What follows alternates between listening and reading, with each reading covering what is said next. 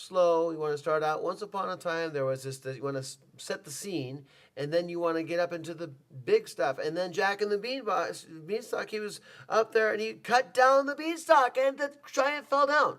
You want to have that whole big climax at the end, and then you say, and then Jack and the Beanstalk lived happily ever after with his mom. All right, so you say that. You start out, and you go up, up, up, up, up, up, up, up, and then at that climax, and then you kind of wrap it up by saying something nice and end with a good note. So that's what the note you want to figure out. That's the sentence, the phrase you want to figure out beforehand. The first phrase and the last phrase.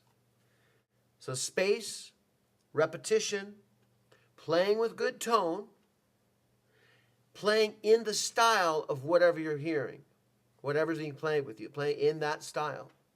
Playing with phrases and sentences, having a good start and a good end, a memorized good start and a good end, and playing with intention.